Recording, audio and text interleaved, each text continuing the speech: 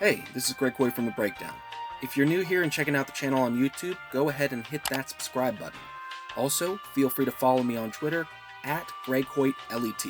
Anyway, let's get on to the video. All right, Greg Hoyt here from Red Voice Media, and we've got the awesome Darren Beattie from Revolver News. How are you doing, and how are you enjoying America Fest 2022? I love it. A lot of great people, a lot of great ideas. I was on a panel with the great Congressman Biggs and Kash Patel. So, you know, there's something for everyone here, but having a great time, and it's great to be with you guys. Thank you. Now, one of the things that really got Revolver News into the limelight as of late, there was one report pertaining to what appears to be like the mainstream media forgetting about the January 5th/6th pipe bomb incident, the DC bomb, or whatever they want to call it, whatever the narrative is, and how that's just a story that's been dropped, and we don't really know much of anything about whom this suspect is at the helm of this. So tell us a little bit about, you know, your organization's effort to dive into that story and bring that back to the forefront.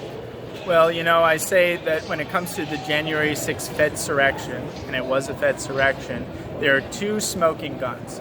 One is the case of Ray Epps, whom I think many of your listeners already know about, perhaps somewhat thanks to Revolver News' coverage. And if you don't, go to revolver.news, read the whole history of J6 exclusives. There's one particular series called Meet Ray Epps, and the second part of that has extensive video footage of it. If you talk to anyone in your family or any friends and they're skeptical and say, no, there's no way our government would have been involved in January 6th, tell them to take the Revolver News challenge. Watch the Ray Epps clips that we have, and then tell them to look you in the eye and say that the government wasn't involved, there was something wasn't fishy. Nobody can pass that challenge. So there's the Ray Epps story on one side. On the other side, there's the pipe bomb issue. Now, the pipe bomb issue there's a lot of red flags here. We've covered it extensively. Everything from, you know, there are two pipe bombs, one near the RNC, one near the DNC. The RNC one was found allegedly by some random pedestrian who found it at 12:40 p.m.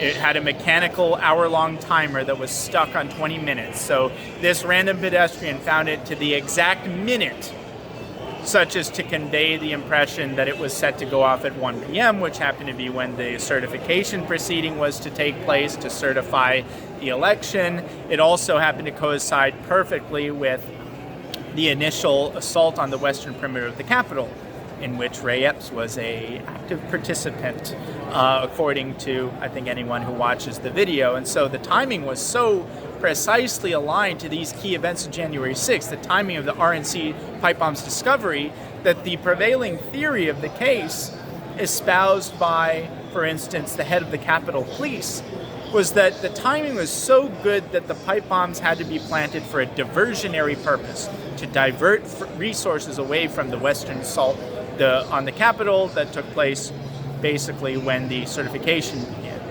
The only problem is, how can you count on a diversion plan when it was discovered by some random pedestrian, and it was discovered to the exact minute such for all these things happen? So that's weird on that side.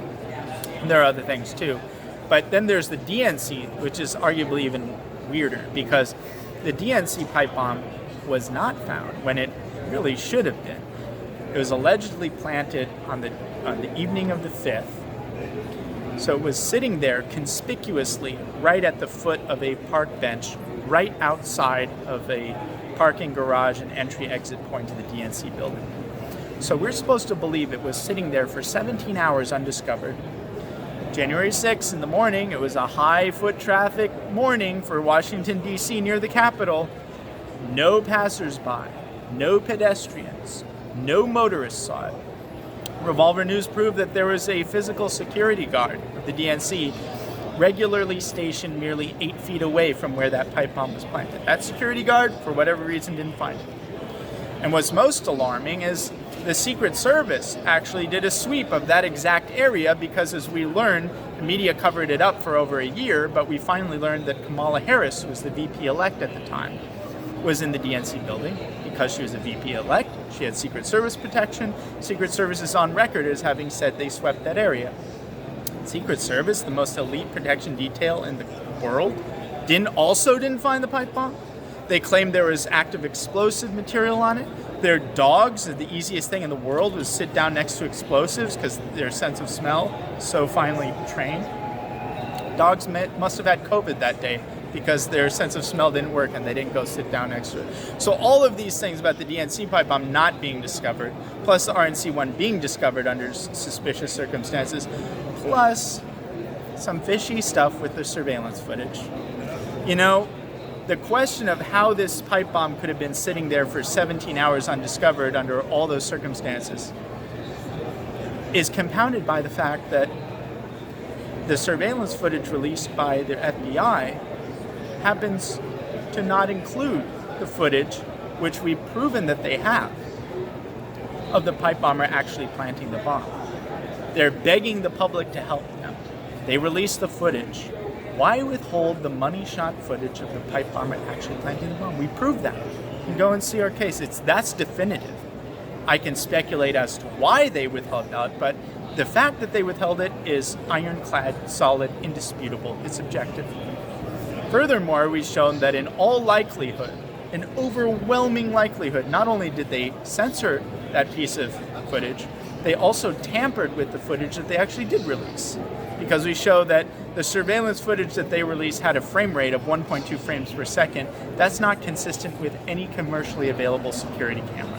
Even the junkiest security cameras at your local McDonald's or gas station, they don't have 1.2 frames per second. They have at worst 8 frames per second.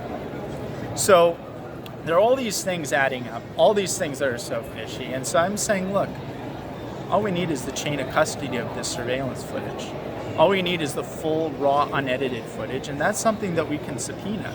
So I'm pressuring elected Republican officials, the leadership that's going to come into the House, which is an issue that hasn't been fully resolved.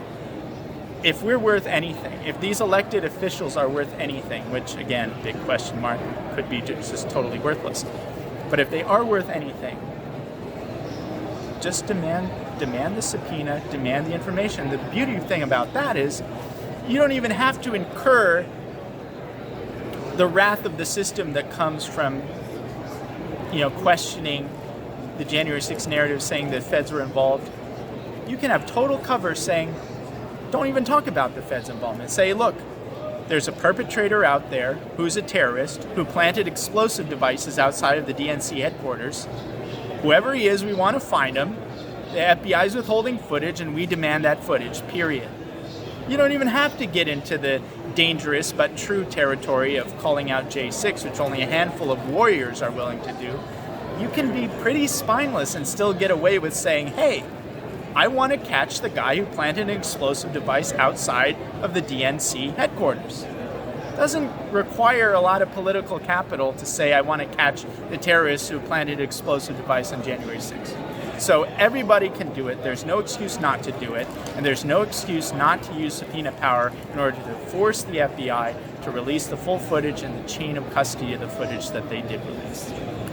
Now, one of the things that I also like about Revolver News, outside of the stellar reporting associated with the at-large suspect of the DC pipe bomb suspect, is your outlet is willing to explore news topics that may not be appealing to your average, elderly news consumer, but things that are more topical and relevant to some of the younger news consumers. Like, for instance, your outlet covered the controversy associated with a Twitch personality, Keffels.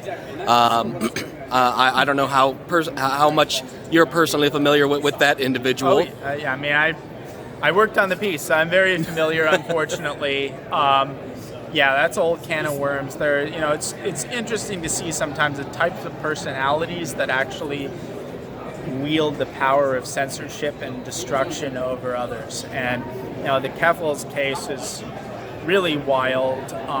There's another story that we ran. The person who was in charge of censorship at Twitter, literally the chief censor of the most important communications platform in the country. What's this individual's qualification? He wrote a 300-page dissertation on the gay dating app Grindr. Yes, Like, Yoel, it's the ridiculous. recently, Yoel Roth. So yeah. some of these things, like, I don't know, people might be familiar with the phrase clown world that kind of really represents how ridiculous the whole thing is, and frankly, how ridiculous the country has become. We've become a joke country, and I know it's painful to say that, but we need to acknowledge that in order to improve upon the situation in so many critical ways. The country is a joke. First of all, the idea that you can get a PhD for writing about a gay dating app is a joke. And then the idea that you can go from that to being the chief content moderator at the world's most important communications platform and play a critical role in deplatforming a sitting president, we're in clown territory. And that's really, the clownishness is really the insult added to the injury of these corrupt and malicious people who currently run our really kind of illegitimate system. And so we need to expose them, we need to have contempt for them, but we also have to mock them and not take them seriously. And that's, I think, a really important and in some ways underappreciated way to delegitimize the emerging dystopia in which we currently live. Awesome. Well, once again, I want to thank you for taking some time out of your very busy schedule to converse with us at Red Voice Media. Why don't you go ahead and tell the audience where they can find you? Revolver.news always, and I love Red Voice, and I appreciate you guys supporting us and covering us. And so Revolver.news is the main one. I am also on Twitter at Darren J. Beattie. We're on Getter at Revolver News. We're on Truth Social at Revolver News. So you can find us in a lot of different places. So thank you, and I hope you'll visit regularly because we have some big stuff in store in the coming weeks. Awesome. Well, we're looking forward to the stuff you're coming out with. Great.